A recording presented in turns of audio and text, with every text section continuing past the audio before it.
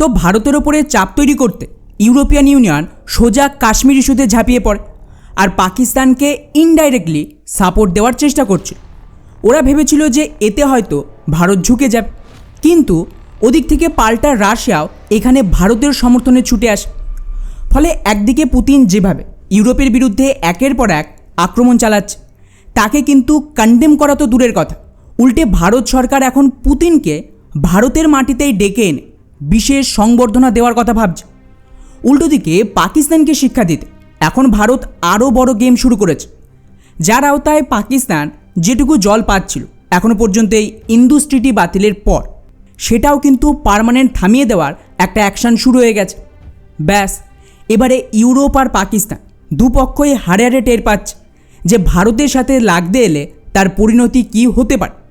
তাই আজকের এই ভিডিওতে ডিটেলসে জানব ইউরোপিয়ান ইউনিয়ন কাশ্মীরকে নিয়ে কী গেম খেলার চেষ্টা করছে, আর এর পাল্টা ভারত কীভাবে রাশিয়ার মাধ্যমে ইউরোপকে নিজেদের জালেই ফাঁসিয়ে দিয়েছে, এবং তার সাথে কীভাবে এখন পাকিস্তানের শেষ জলটুকু সম্পূর্ণ আটকে দিয়ে ওদেরকে গরমে শুকিয়ে মারতে চাইছে ভারত।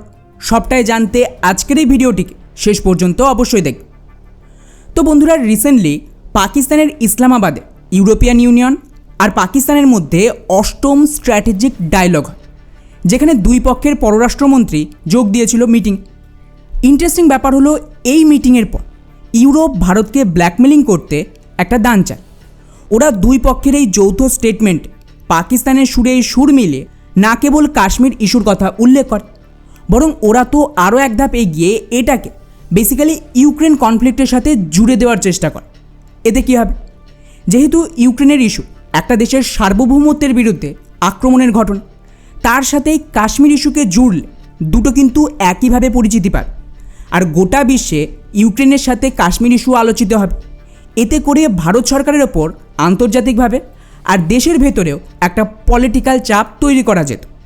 ব্যাস, এই ঘটনায় পাল্টা রেগে গিয়ে ভারতীয় বিদেশ মন্ত্রণালয় না কেবল কড়া ভাষায় ইউরোপের বিরোধিতা করে, বরং সাফ জানিয়ে দেয় যে ইউরোপের কাশ্মীরকে নিয়ে কথা বলার কোনো অধিকার নেই।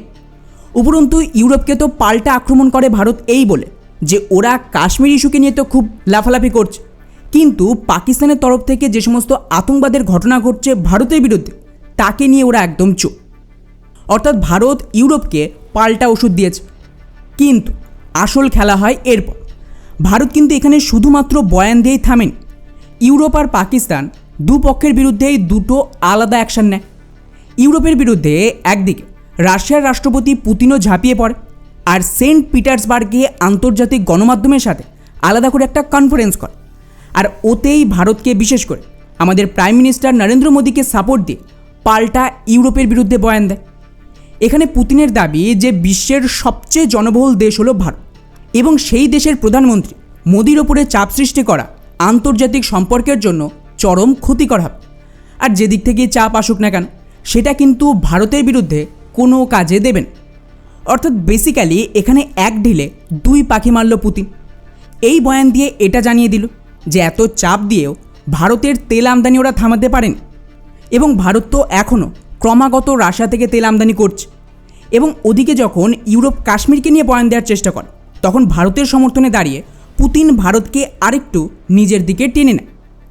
আর বন্ধুরা, সবচেয়ে ইন্টারেস্টিং লাইন হলো, পুতিন নিজের বয়ানে স্পষ্টভাবে জানিয়ে দেয় এটা নতুন ভারত, কোনো ব্রিটিশদের কলোনি নয়। অর্থাৎ এই লাইনটা দিয়ে এটা বোঝাতে চাইল যে ওরা ভারতের আভ্যন্তরীণ বিষয় মানে এই কাশ্মীর ইস্যুতে নাক গলালে সেটা তো ভারত মানবে না, আর রাশিয়া তাতে সাপোর্ট দেবে। ফলে স্বাভাবিকভাবে এটা কিন্তু পশ্চিমাদের জন্য খারাপ সংকেত। খারাপ সংকেত এই জন্যই যে আগামী দিন ব্রিক্সের সামিট হবে, সেটা অ্যাকচুয়ালি ভারত হোস্ট করবে। আর মজাদার ব্যাপার হলো, এই সামিটে পুতিন জানিয়ে দিয়েছে উনি নিজে ভারতে আসছে, আর তার সাথেই চাইনিজ রাষ্ট্রপতি শি জিনপিংও আসার কথা। এখন বুঝতেই পারছে ভারতের মাটিতে যখন পুতিনকে ভারত সরকার ওয়েলকাম করবে, এতে করে বিশ্বের যে একটা ন্যারেটিভ তৈরি হয়েছিল যে রাশিয়া তো একঘরে হয়ে পড়েছে, তা শেষ হয়ে যাবে। কারণ এখানে শুধু ভারত নয়, বরং পুতিনের সাথে পুরো ব্রিক্সের সমস্ত দেশ থাকবে পুতিনকে সাপোর্ট দিতে। এবং এটাকে আরও বড় করে তুলবে শি জিনপিং। কারণ ইউরোপ আর আমেরিকা দুজন ভারত চায়নার লড়াইকে নিজেদের ফায়দার জন্য ব্যবহার করতে চেয়েছিল, সেটাও তো শেষ হয়ে যাবে। কারণ শি জিনপিং ভারতে এলে এটা একটা মেসেজ যাবে যে ভারত আর চায়নার মধ্যে রিলেশন আস্তে আস্তে ঠিক হচ্ছে। এমনকি পুতিনও এটাকে নিয়ে একটা ইঙ্গিত দিয়েছে যে প্রেসিডেন্ট শি জিনপিং আর ভারতের প্রধানমন্ত্রী মোদি দুজনেই নিজেদের মধ্যে পার্সোনাল লেভেলে দুই দেশের ইস্যুকে ঠিক করার চেষ্টা করছে। ফলে এটা কিন্তু পশ্চিমাদের যে ন্যারেটিভ সেটা পুরোপুরি কোল্যাপস করিয়ে দেবে।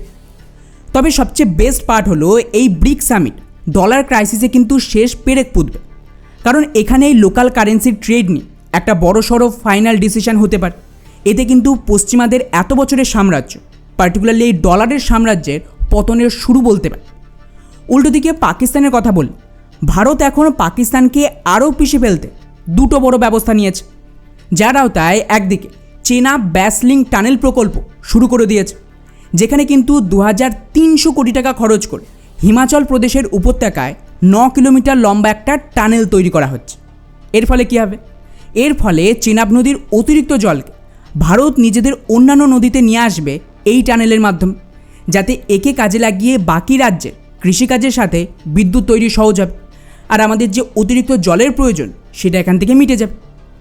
উল্টো দিকে পাকিস্তান এই নদীর যে জলটা পেত সেটাও সম্পূর্ণ বন্ধ হয়ে যাবে।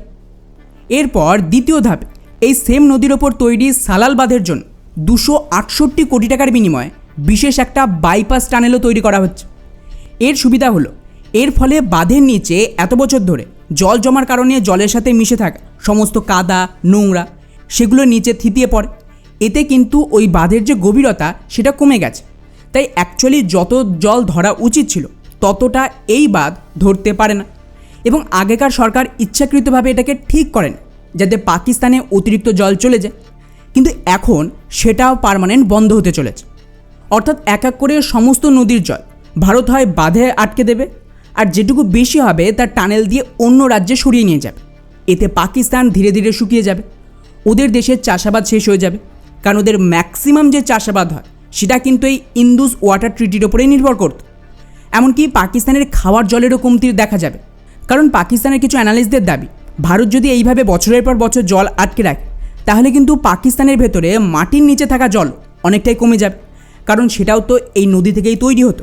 আর ক্রমাগত পাকিস্তান এই জলের প্রয়োজন মেটানোর জন্য মাটির নিচের জলকে ব্যবহার করতে শুরু করবে।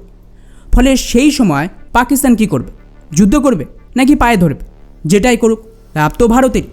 যুদ্ধ হলে ভারতীয় সেনা পিওকে দখল করবে, আর ভারতের পায়ে ধরলে আমাদের শর্তেই কাজ হবে।